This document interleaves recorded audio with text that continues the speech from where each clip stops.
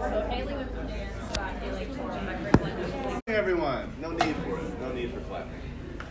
It's Wednesday. We love Wednesdays. It is Wednesday, right? Yeah. We love Wednesdays because we get to do civil procedure, and now the civil procedure, everything that you learned these last 2 semesters of civil procedures should be helping you make sense out of these kinds of headlines, right? Don't you understand the world so much better? Isn't your life so much richer for having had civil procedure? Yes, Jessica. I want the record to show that I attempted to explain the Erie doctrine to a layperson when they visited me this weekend. She is now under the impression that we are all certifiably insane. Yeah, no, we don't want to do that.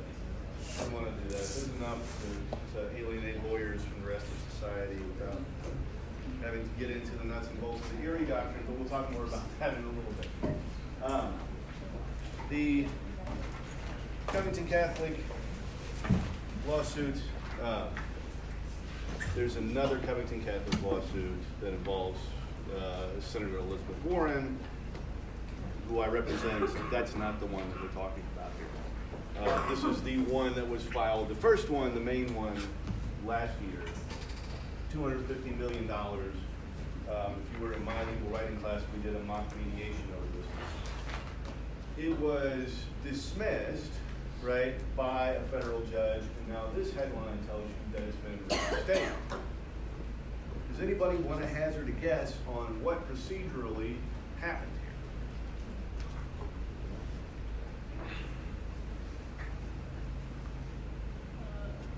They do that thing we talked about last time.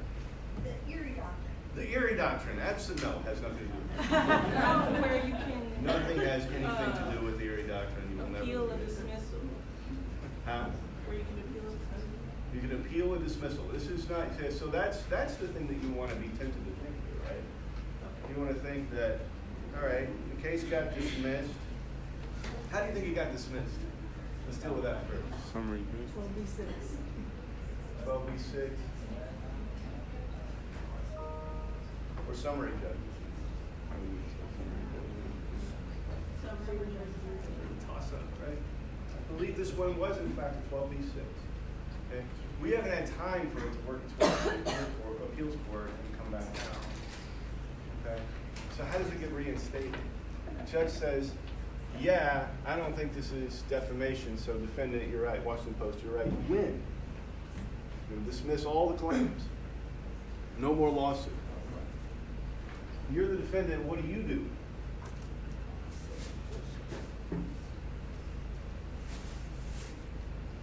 What do you think? Yeah. Probably wrong because it reinstates. We're all probably wrong all the time. I was thinking if they didn't dismiss it, I mean, if they just gave them an opportunity to address the issue, they probably just rewrote the. Well, what do you mean by give them an opportunity to address the issue? Well, What do you mean by that? like I said, they always are able to amend their complaint. Well, the case has been dismissed.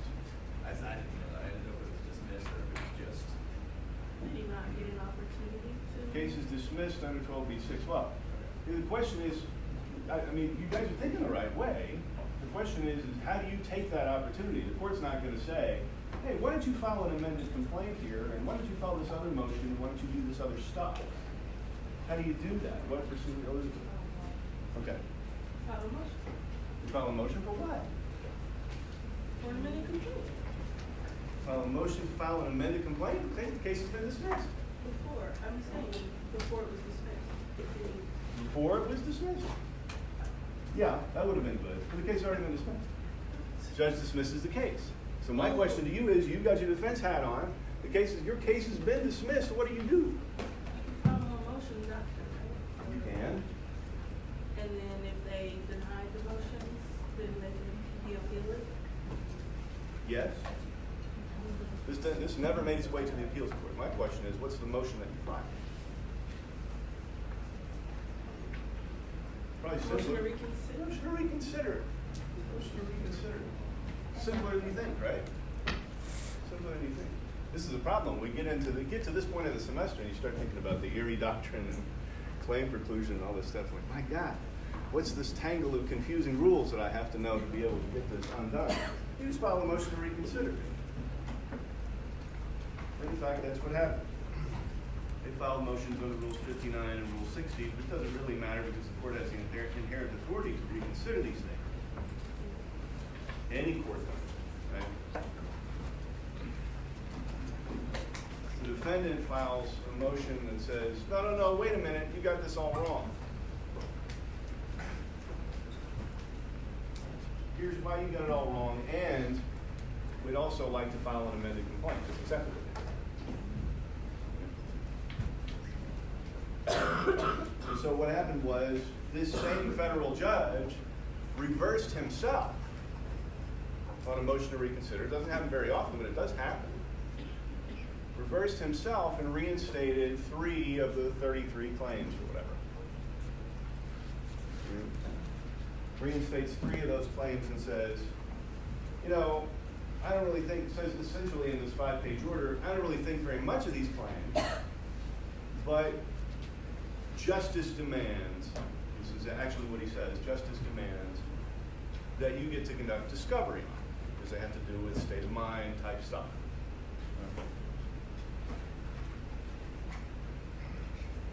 So they get to take discovery on those 3 things. And the judge is essentially saying, all right, we're going to revisit this on a motion for summary judgment.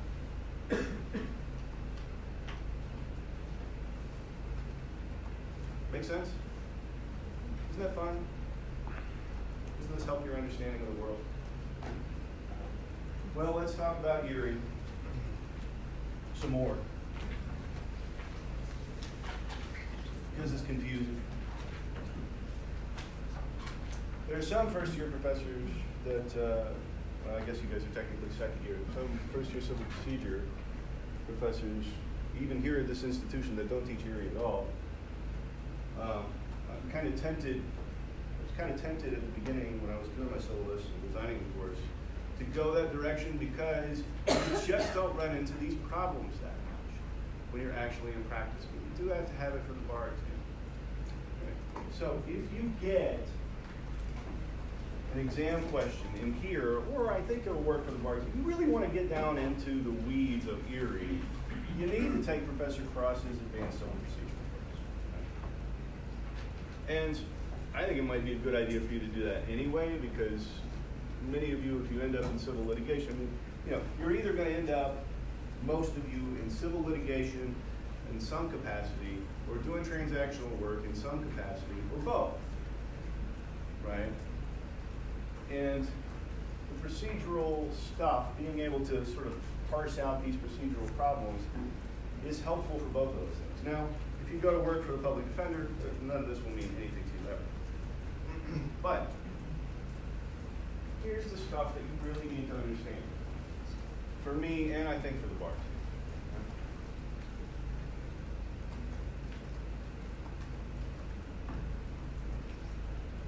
The big distinction is make sure that you understand the difference between substantive and procedural law.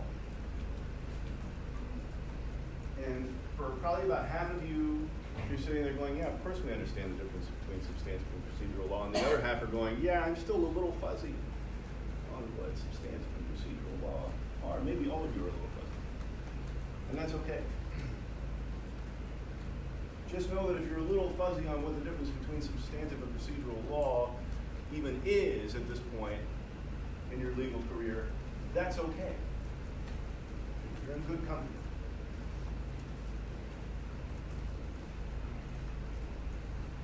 The federal courts, and this is the thing that Professor Cross was talking about the other day too, federal courts don't get to make state law, right? Federal courts really don't get to make substantive law at all. Congress can, but the federal courts can't.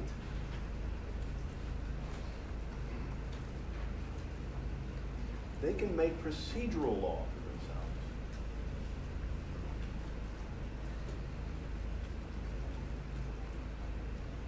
But they can't make substantive law on torts or contracts or anything else like that. So most of what we're talking about with Erie problem type stuff is going to be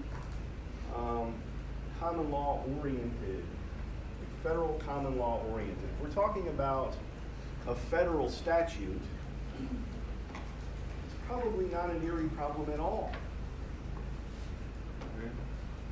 If you have a federal statute that governs a cause of action, and I've talked to you a couple of times about 42 U.S.C. 1983. Don't get confused about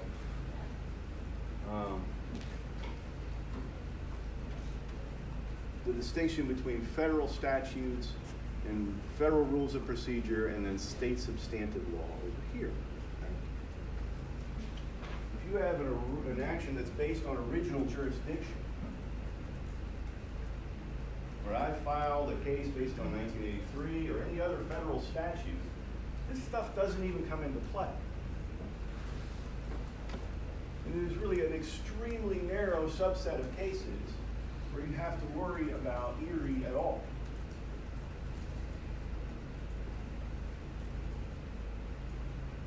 It's only where you have some kind of conflict between federal and state law.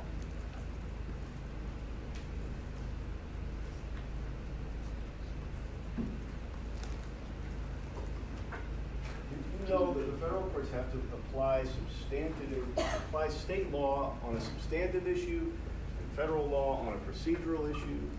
You're probably going to be okay. Yeah. So, that video that you posted, That video will take you more down in the weeds than you probably need for this class. So go ahead. well, so, she had a chart in there, you know what I'm talking about? She went over the choice of law one. Mm-hmm. Is that, We'll get there. We'll get there. okay, so that doesn't apply to us, right? It does. Right. But I mean, like, not yet. Now, well, the choice of law stuff is practical stuff that I think that you should know. We're getting there, okay? But it's not like the same thing as the procedural substantive thing? It is. It is sort of, it's tangled up in all that. Let me put it that way. We'll get there. It's confusing. So if the question is whether or not somebody wins on the merits, do they win their case? Was there negligence? Was this a breach of contract? Was this a battery? You're going to have to use state law to make those determinations. If it's procedural stuff, how do we file? How many times can we file? What's the filing fee? In fact, what's the statute of limitations, which is the one that confuses everybody? Probably going to be federal. Little asterisks by all of this because there's exceptions to everything, and the exceptions are numerous, and they're complicated, and they're really tempting for legal academics to try to pull you down into trying to get into all the thorns and brambles of Erie. But I think that tends to make you want to overcomplicate these problems.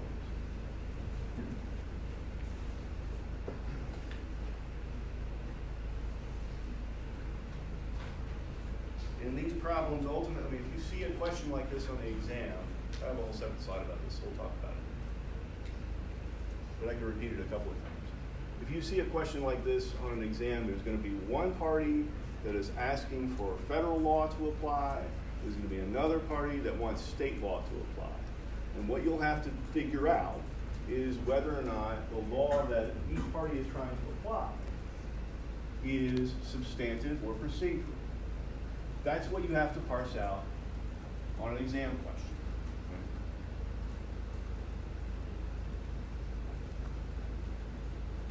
How do you parse that out? Well, there's a million different ways. And does this lead to forum shopping? Is it arguably procedural, et cetera, et cetera, et cetera? But you have to first decide if there's a conflict at all, then decide if it's substantive or procedural. That's the basics of the thing.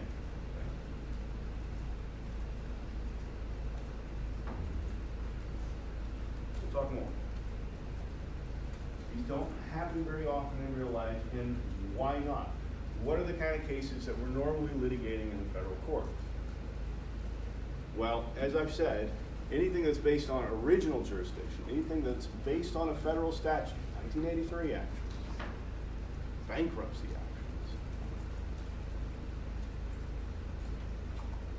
Right? If there's something, some federal FMLA, some federal cause of action that's allowed me to be in the court in the first place, I mean, that's a lot of what we litigate in federal court, and there is no Erie problem with those cases.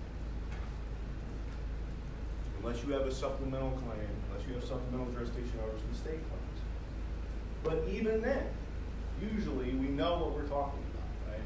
So if I file a case in the Western District of Kentucky that's based on Title VII, Civil Rights Act of 1964, a federal act, it's employment discrimination, and I decide, well, I'm going to lump some state torts in there too. There's usually not a dispute over what state law controls those torts, right? Usually bringing it under Kentucky law, and if I'm not, I'll say so.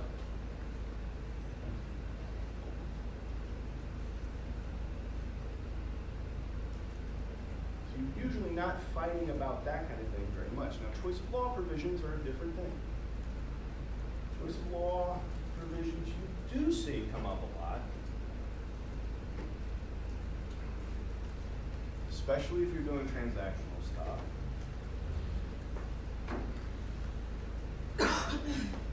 Because, as in the article that I sent you guys this morning, you see contract lawyers, transactional lawyers, putting in these clever choice of law provisions into everything that they draft. Right?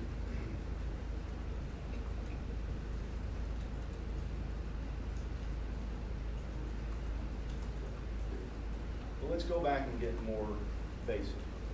And I think one of the things that throws a spanner in the works about Erie from the word go is the simple fact that you all don't really think about the fact that any court can apply any law from any state at any time.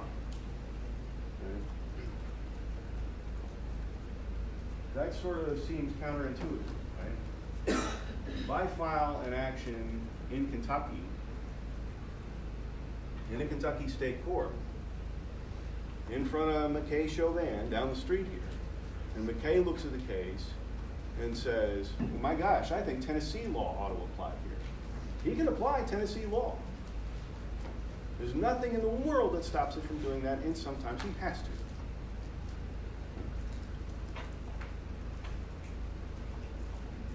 In that article you shared, I mean, I get what they did, but I didn't maybe understand why they did it. Yeah, we'll get there. Getting there. Oh. Yeah, I'll talk about that specifically. Well, okay, never mind, I got it. The choice of law. Because it wasn't explained. Now, here's the thing that is also a little counterintuitive. When you're deciding what state's law applies, that decision is itself substantive law. Okay? Does that make sense? It'll make sense after we work through that first problem, I think. Okay. Yeah. When you're trying to figure out what state's law applies in any given situation, the choice of law rules, that's substantive law. So if I'm researching a situation to try to figure out what state's law is going to apply, right, I have to research the law of the forum state. In other words, the law for where the action is applied. So I file an action in the Western District of Kentucky. And here I am in the Western District of Kentucky, and I'm going to look at Kentucky law to determine what choice of law provisions to apply to this case.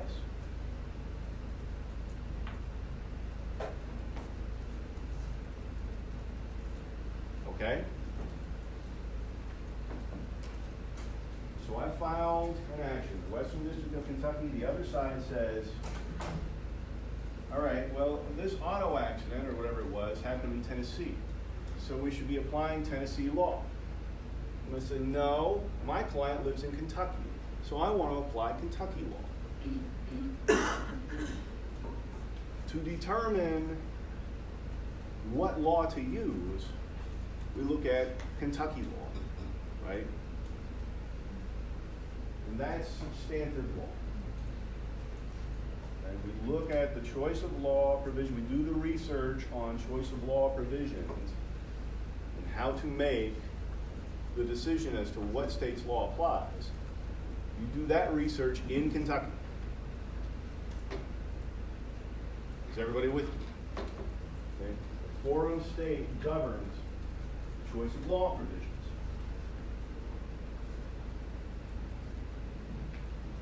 Forum state governs choice of law provisions.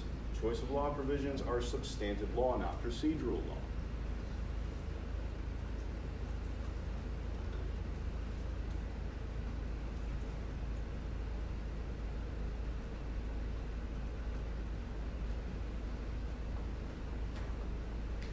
What is that research going to look like? Usually, right, in my hypothetical, I do my research, I look at Kentucky law. Kentucky law says you apply the law of the state that has the greatest interest in the outcome of the litigation. That's pretty much what it says in every state. What does that mean? You have to do your research and figure out what that means. It's beyond the scope of what we're talking about here. The point is, you would be researching in Kentucky what state's law applies, okay, to this particular situation. If that question even comes up, which very often it does not, but sometimes it will.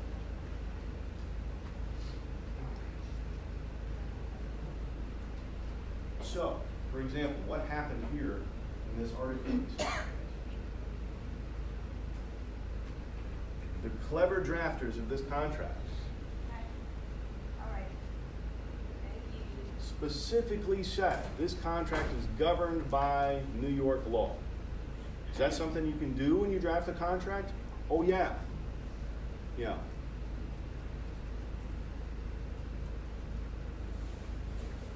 But the parameters of just how much you can do it are governed by the forum state. And so wherever the action is filed, that's the hitch. So I draft a contract that says this whole thing is going to be governed by the laws of New York.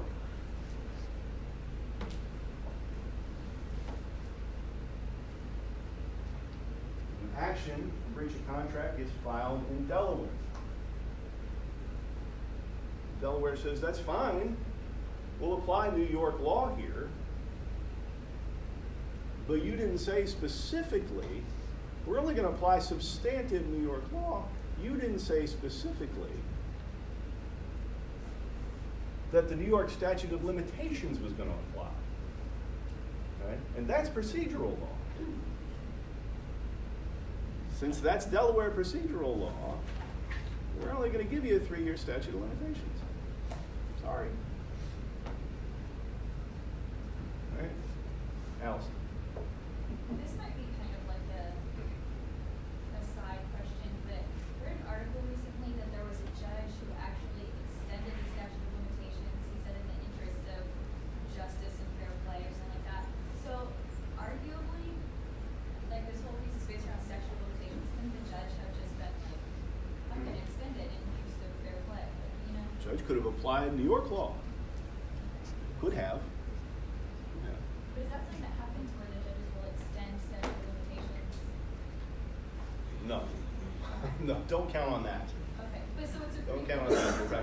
I mean, you know, as you said, it can happen. Anything can happen, right? You know, But I think that's an anomaly, right, for a judge to say, well, you know, I think probably what you're talking about is a tolling of statute of limitations. And in most jurisdictions, there's a doctrine of equitable tolling that you can argue to the judge, like, look, you know, because, like the discovery rule, if you talked about that in torts, that's kind of a species of equitable tolling. So I had a doctor that left a sponge in me during a surgery in 1984, but I didn't discover it until 2017. And so when does my statute of limitations start to run on that? Well, technically it would have started to run in 1984, but because of equitable tolling, right? Huh? Isn't it from? The discovery rule, right. The discovery rule tolls that statute of limitations. When we say tolls that statute of limitations, it thins it out.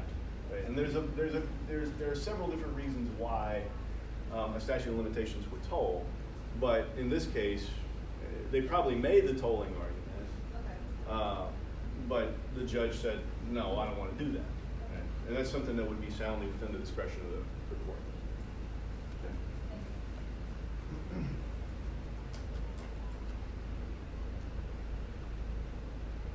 What's happened here is that the Delaware court, so this action got filed in Delaware. Okay? And the Delaware court says,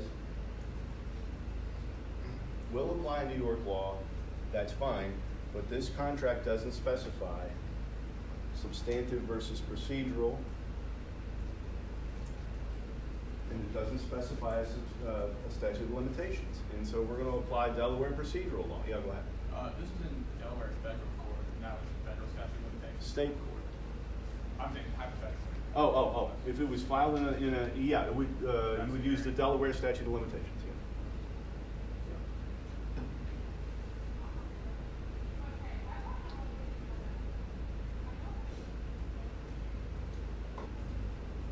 Yeah. Asterisk. Probably. Who knows? It's the Wild West. Everybody kind of see how this works? Let's do this first problem. I'll talk you through it, okay? If you haven't read it, take a minute and read it. Page 320. It's a meaty problem.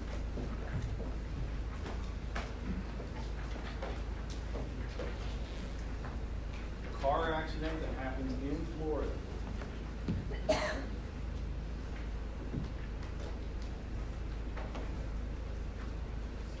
Defendant lives in Michigan.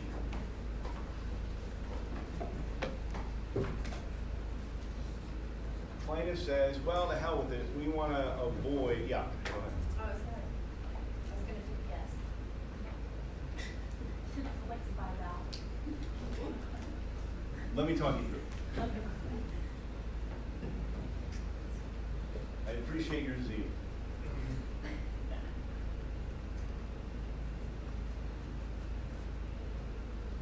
Accident happens in Florida.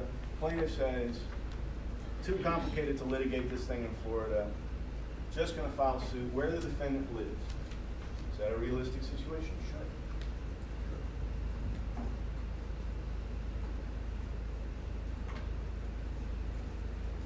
Now, just because the action is filed in Michigan, that doesn't mean that Michigan state law applies. Okay?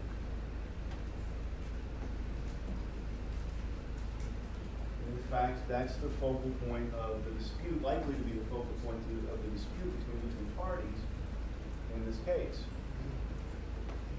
One party says, I want Michigan substantive law of the state of Michigan to apply. The other party says, I want the substantive law of the state of Florida to apply.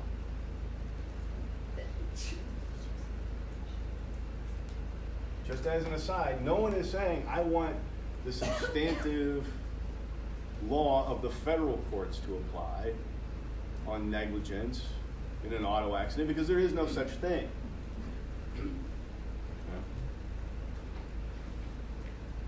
So litigants here have a choice. We can apply Michigan law or we can apply Florida law. How do we determine which one applies? Toss a coin. You research Michigan law, right? That's the forum state. That's where it's filed. So you research what law applies, the choice of law provisions, stuff in Michigan, state law, okay?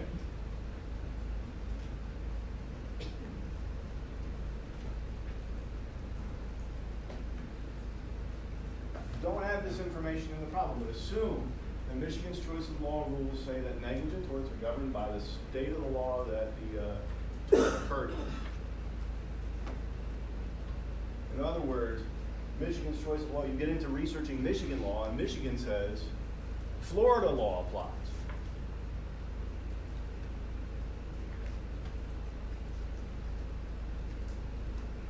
So then whether or not the defendant was negligent, that ultimate question, the question on the merits, is going to be determined by Florida law.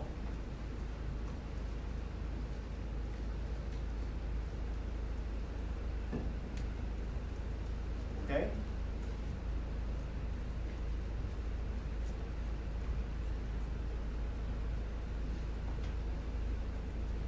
Is there any part of that you got, Philip?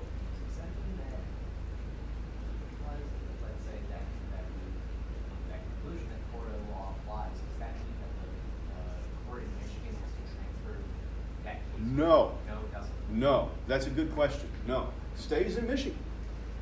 Right? As far as we know, it stays in Michigan. Now, you can make your motion to transfer, motion for forum nonconvenience, or you can make a motion to transfer venue. Okay? But Michigan procedural law is still going to apply here, right? The procedural law of the federal courts, and more specifically, of this district in Michigan, I don't know if it tells you this.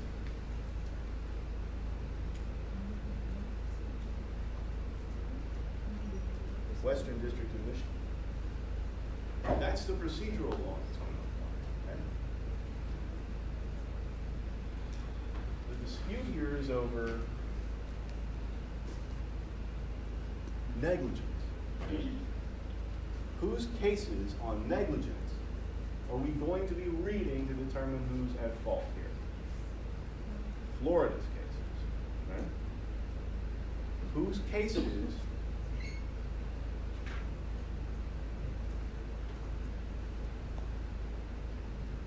on whether or not an amended complaint relates back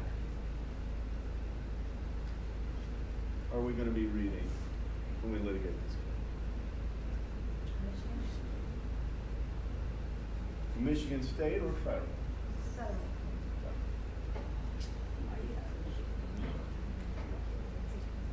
Federal because, and don't get too lost in this stuff, right? If it's procedural, it's federal. Right? You know these eerie questions? If it's a procedural question at all, federal law governs.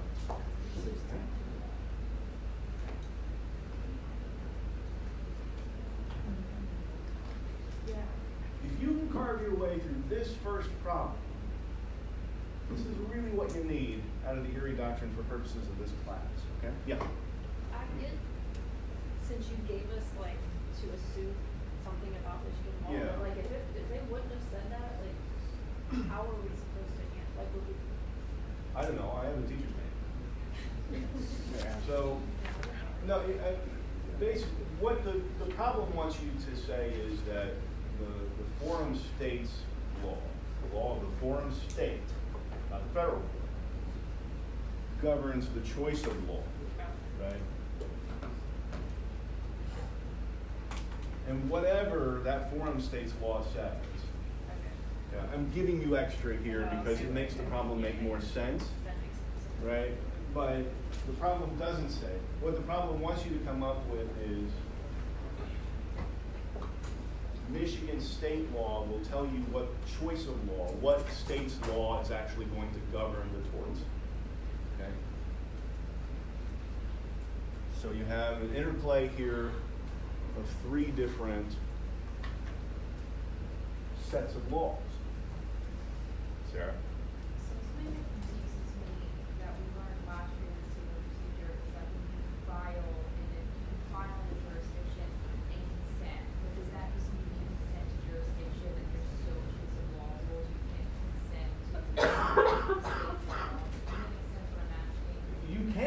I mean, the parties can consent to have the thing, I mean, if the two parties agreed that Michigan law should control the case, fine.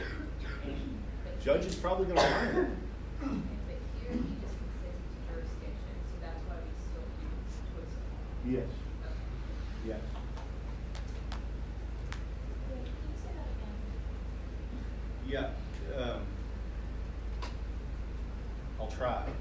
You don't have to do the dialogue, just. No, it's okay. The idea here is if everybody consents to jurisdiction in Michigan, it kind of goes back to what was asked before.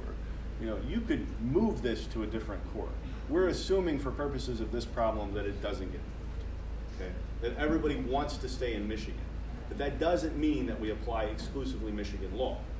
As we've seen here, you apply federal law to all the procedural stuff, because you're in federal court, right?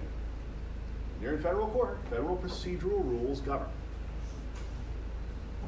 You apply the substantive law of the state of Michigan to determine whose law controls the outcome, the ultimate outcome of whether or not there was negligence. And you apply Florida law.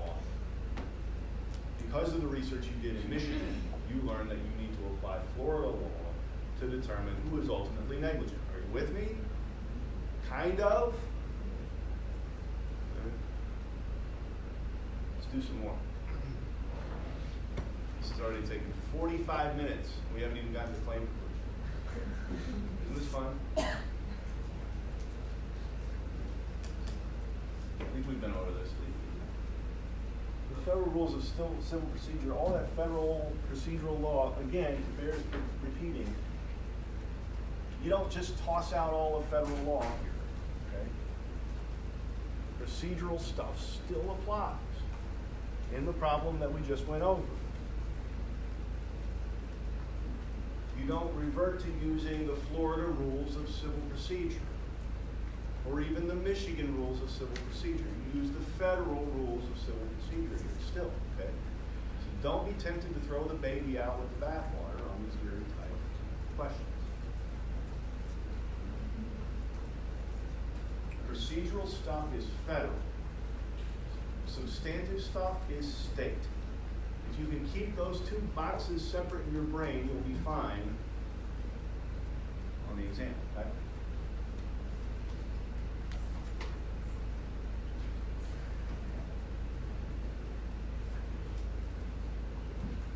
Two.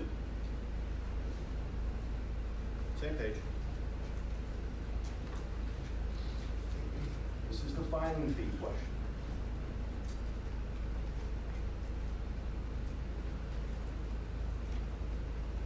Do you want responses?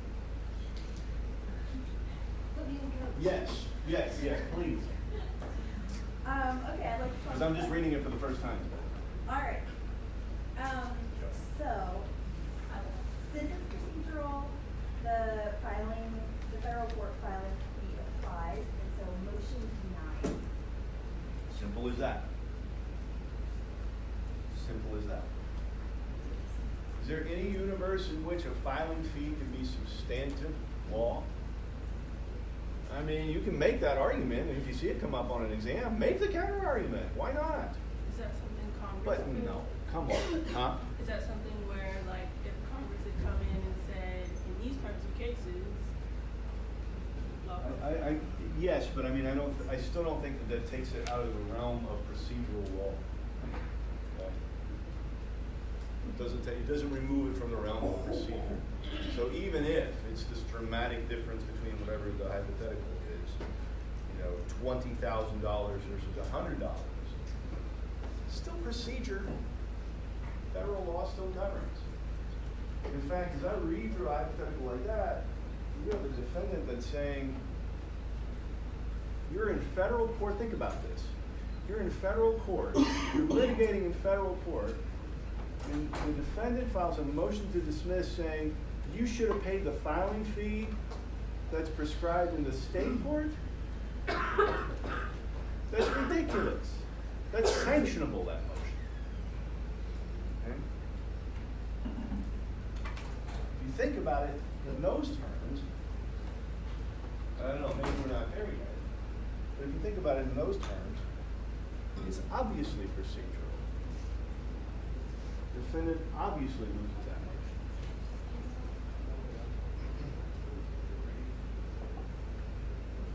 That's an easier one to my way of thinking to carve through than the first one. But it's less realistic, okay? The first problem is the kind of thing that you might actually litigate someday. In fact, I had litigated something similar to that in a car wreck case.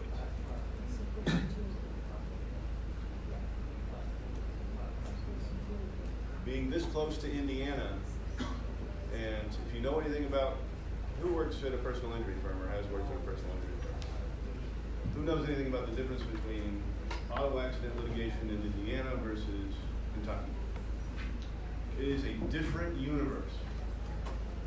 It is a different universe in terms of the damages that are available to you.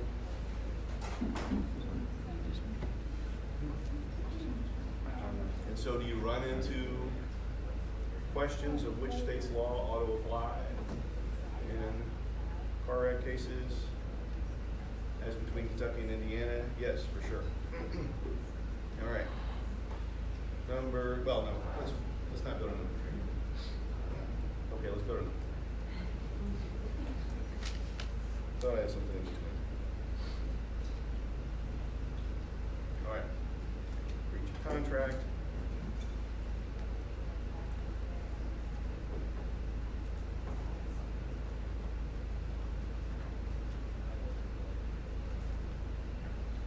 Case sits there for years. Normally, under these circumstances, by the way, a court will dismiss the case to the respondent. But for some reason, that hasn't happened here. So a motion is filed to dismiss for failure to prosecute. Under 41B, the dismissals are with prejudice.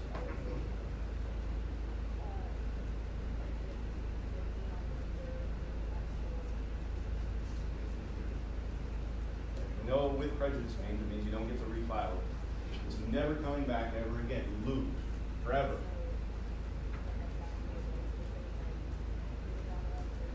Is that an adjudication on the merits of the claims?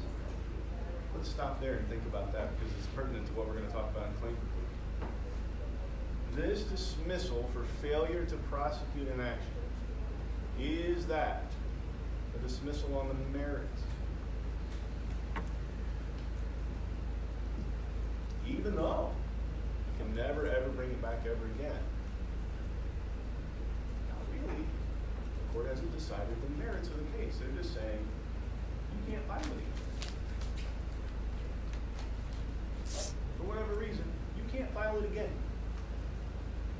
That's what a dismissal with prejudice means. It means you lose forever. You've lost your only opportunity to bring this to the court. You don't get any more. But that is not a dismissal on the merits, nor is it substantive at all. It's procedural. It's inherently procedural.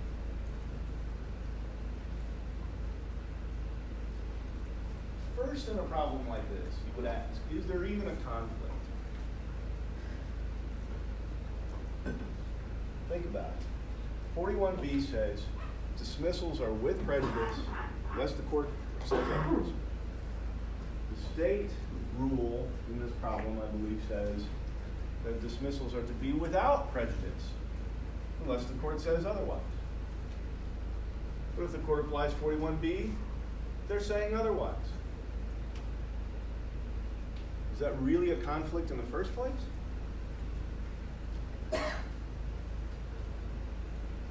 Not if you're trying to avoid conflict. Okay? Which you're supposed to do in your hearing analysis. You're supposed to try to avoid conflicts between federal and state law where possible. And here, it's possible. So if this question comes up on an exam, first you analyze, is there a conflict? Probably not. But even if there is, this law is inherently procedural, you apply the federal rule. Yeah. So we're in federal court, District of Superior, I'm confused by that.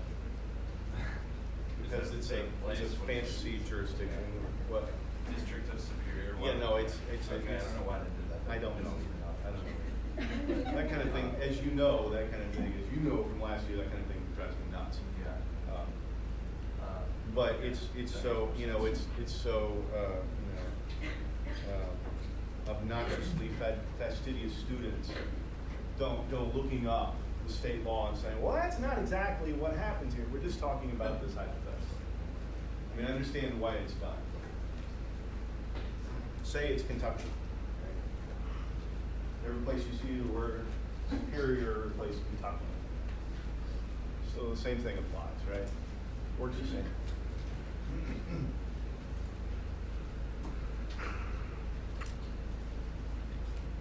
The problem is a lot of these eerie hypotheticals are so far-fetched.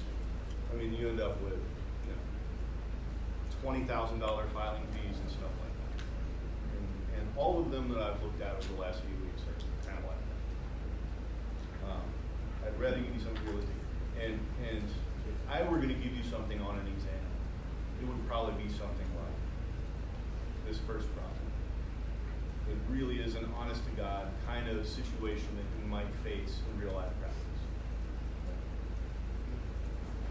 That's not to say that's what you're going to get from the bar examiners. Questions about those problems? To recognize these things on an exam. They're going to happen in federal district court.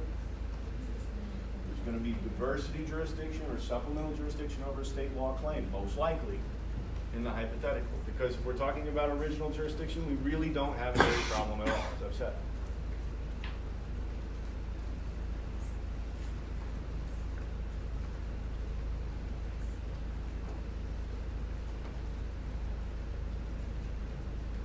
Probably not on my exam, but on many exams, and on the bar exam, on the MBE type question, you're going to have some sort of wacky conflict between federal and state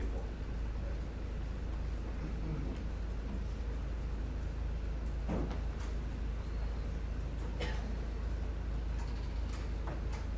You'll get more guidance on this in your bar prep courses, but the way to start thinking about getting into these is to make an argument as to whether there's a conflict at all. Or make an argument on both sides as to whether the law that we're talking about here is procedural or substantive. If you do that, you'll probably be fine. The conclusion is almost always that House wins, right? The conclusion is almost always that the federal law is controlled.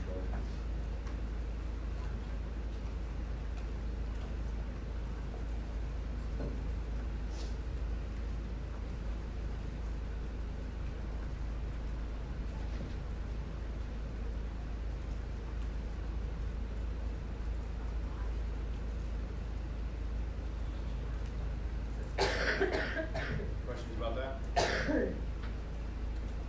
Keep going.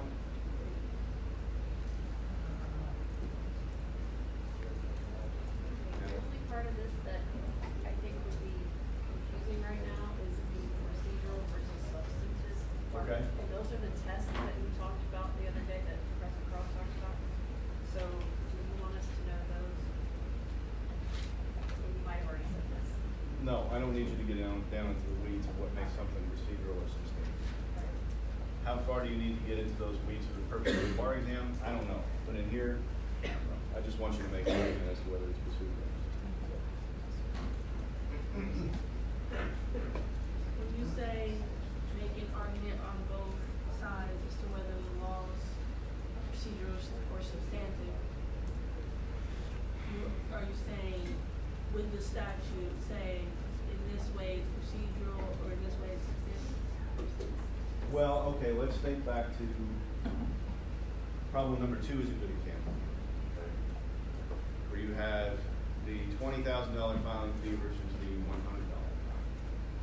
filing fee.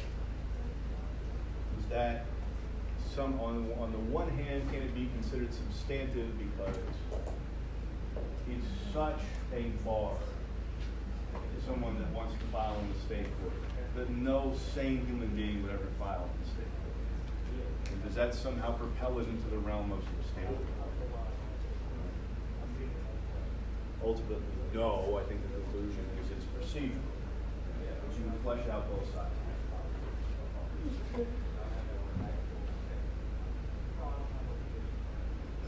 Okay, this is very rudimentary, eerie stuff. If you can carve through that, you're well on your way to taking the bar exam and then forgetting this and never thinking about it ever again in practice. Okay, claim preclusion. Speaking of which. Also called res judicata. Anything else? Any other questions on Erie before we leave that planet? If you want to talk more about it, come to my office hours.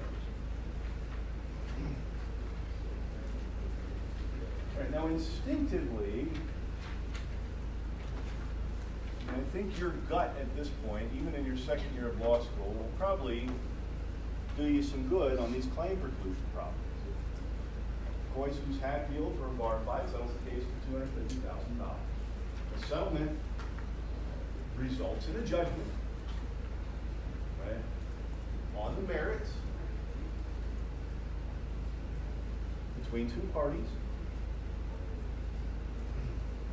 3 years later, McCoy has now been through extensive therapy, realizes just how much more extensive his damages were. Can you then turn around and say, look, I didn't realize how bad my damages were from this whole incident. Now I do. Assuming no preclusive language in a settlement agreement, which is malpractice.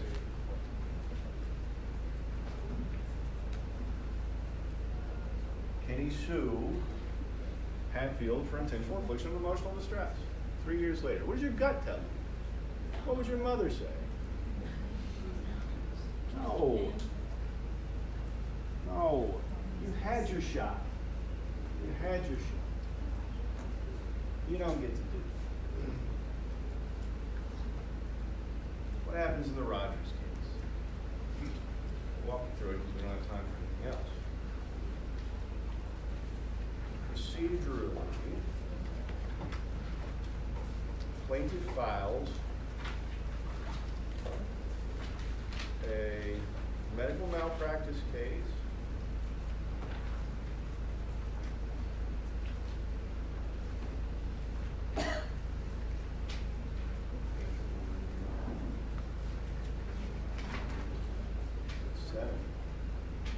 Plaintiff files a medical malpractice case, sues everybody in the world, right?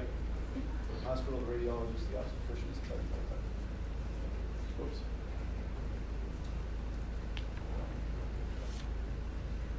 Hospital moved for summary judgment early on, granted summary judgment on the merits of the malpractice case.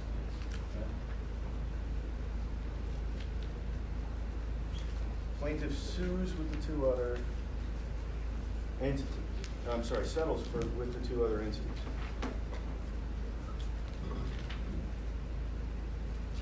Gets a $1.2 million judgment that settles it on appeal for $800,000. Saying, I'm not really too sure about the evidence that I've got here because the hospital screwed up and lost some of that evidence.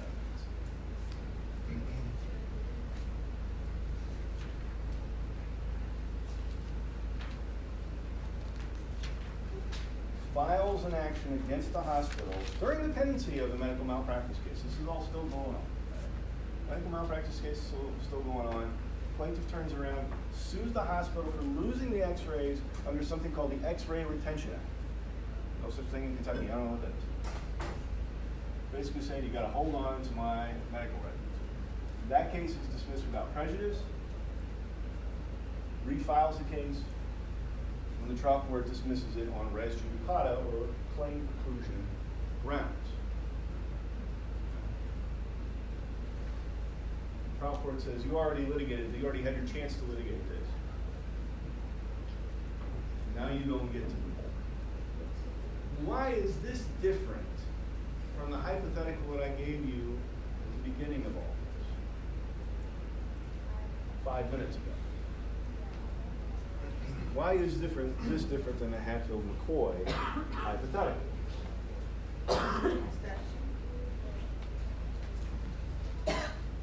Flesh out what you mean by that. Because the statute said you had to keep the records. Case one is medical malpractice. Maybe there's a statutory component, and maybe it's common law. I don't think the materials give us that information. Case number 2 is a statutory act. That should tell you something right there.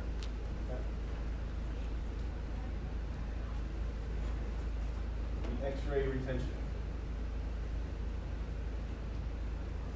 So the causes of action are different, but I already told you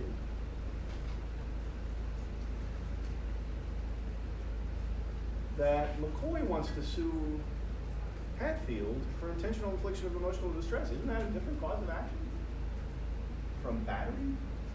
He settles for battery, and then he wants to sue for intentional infliction of emotional distress. Why can't he do that? Jessica. I was going to say the difference between these two cases is, I guess, what evidence you would need to prove. Evidence is part of what this court analyzes, yeah. So there's 2 tests. One is the same evidence test, and the other one is the... I don't know the test, but you Oh. can't file the thing, you can't file, because it's on the same pattern of events. Yeah. The same,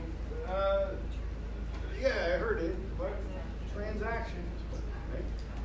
Same evidence test is the one, same transaction test is actually the big one. That most courts use, you're going to want to pay a little more attention to, a little bit more reliable test. And it makes more sense. So we're not going to talk a whole lot about the same evidence test. Same transaction. Why are those tests not fulfilled here? Well, same transaction asks whether the same facts are the basis for both case 1 and case 2. Boyd versus Hatfield, you got a bar fight. And at the time that bar fight occurred, right, after the injury was inflicted, the boy at least could have sued for intentional infliction of emotional distress and battery, arising out of that same event.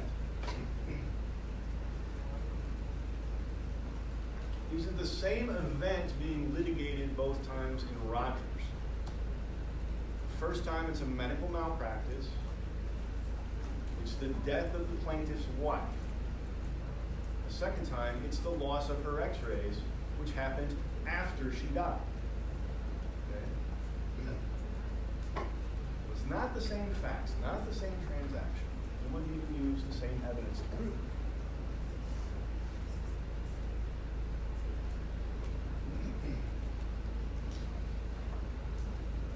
Those X-ray retention act claims could not have been filed contemporaneously with the medical malpractice act. So we know, probably not the same facts. Same parties, yes. Was there a judgment on the merits in the first case? Yes. Right. Motion for summary judgment was granted to the hospital, but on a different cause of action. Right. So, Maybe not completely accurate to say that it's the same conduct. you could make that argument. That's ultimately the argument that was rejected by the appellate court.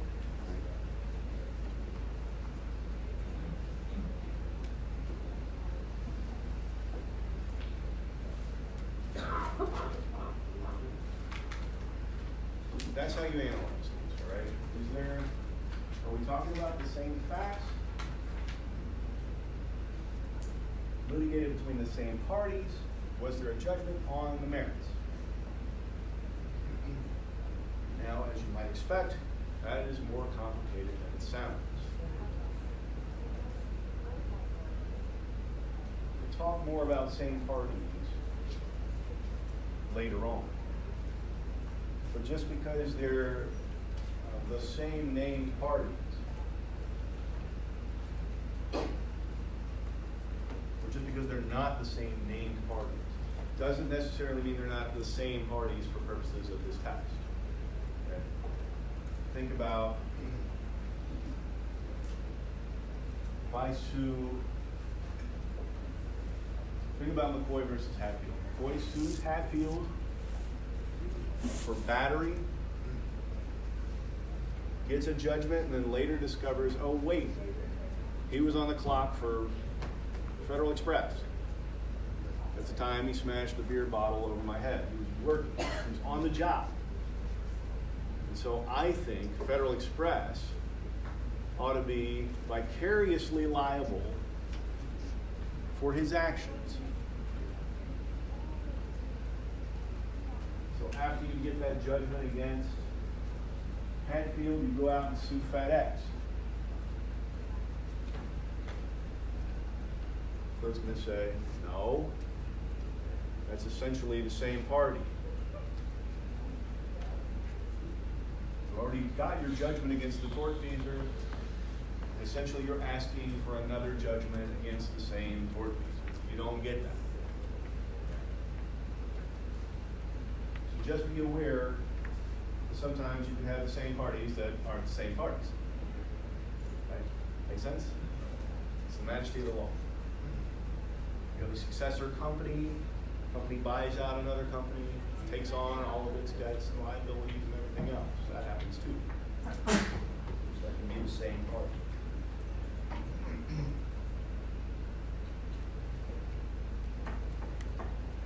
Sue a tech company for breach of contract, get a judgment against that tech company.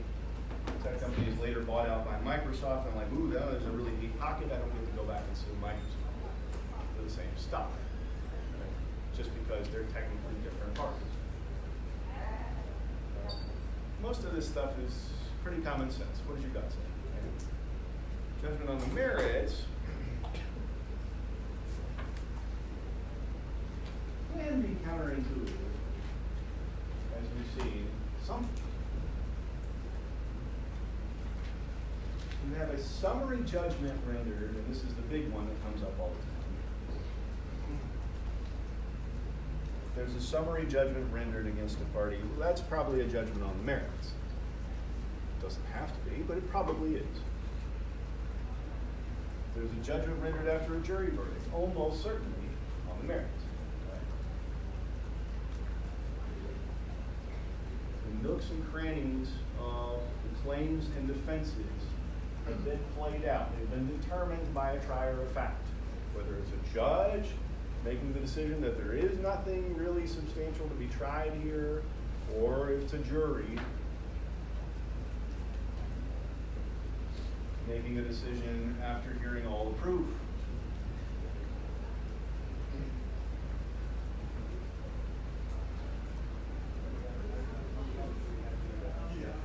Probably not on the merits. Dismissal of a case because the court doesn't have subject matter jurisdiction, or because service of process was improper, or because venue was improper. Procedural defects, technical defects, that kind of thing.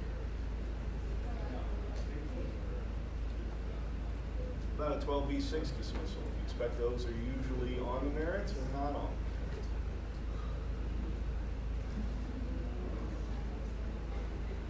Think about it. Usually on the merits, right? Usually considered to be on the merits. So put an asterisk by all this stuff. Your mileage may vary. You got to do your research if you're actually litigating this. 5 minutes, we can carve through some of these. Page 670.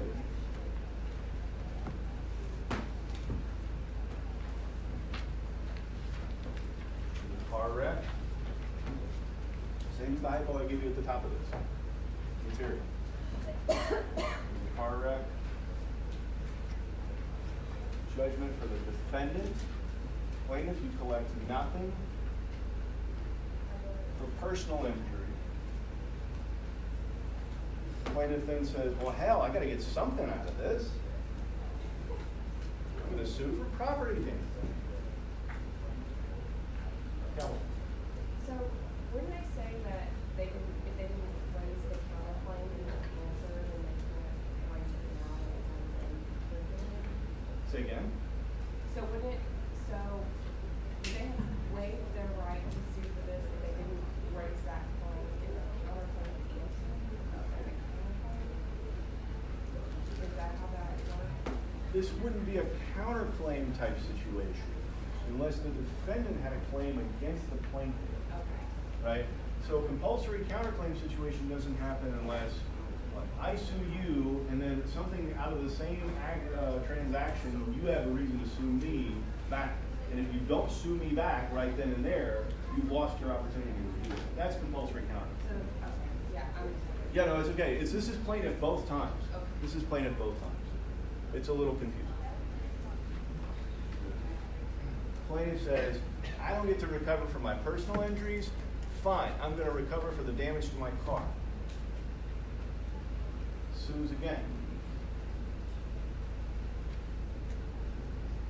Now again, your gut should tell you, well, that doesn't feel right. That's wrong. How can you turn around and sue for the same thing again? And in fact, I think you're correct. What's the procedural device that the defendant uses to get rid of this thing? You're defending the claim. How do you get rid of it, Ryan? Motion to dismiss based on the violation of Rule 8. Like they didn't read it completely in their first. Nope. No. Who else has an answer? Send forth your champion. What's the procedural device? It's something we've already talked about in here.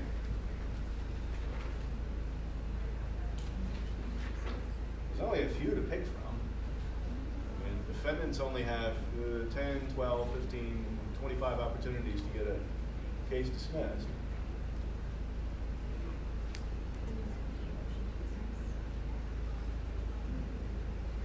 What would you have to provide to the court? Think about that. What would you have to provide to the court as the defendant to get this case dismissed? What do you have to show, Jessica? You have to show that the kind of claims raising comes from the exact same set of facts that you could apply in the original suit. Yes, that's the legal argument, right? So you have to make the legal argument that the same transaction factors are all fulfilled. For sure. How do you do that is my question. What do you have to provide them to be able to do that? You already got a crack at it. Kelsey. Would it be summary judgment because you have to show a record? Say it louder. Why is it summary judgment? Because you have to show a record? You have to, yeah, you got to give them something that's outside the pleadings. Okay? Does that make sense to everybody? When you're filing a motion to dismiss, you're saying, okay, even if everything you say is true, we still win for some reason. It's a matter of law. Motion for summary judgment. If you bring in something else to your motion to dismiss, like a prior judgment, that you would have to attach to show the court this has already been litigated. If you bring something else into a motion to dismiss under 12C, what happens? The court converts it to a motion for summary judgment. All right, get out of here.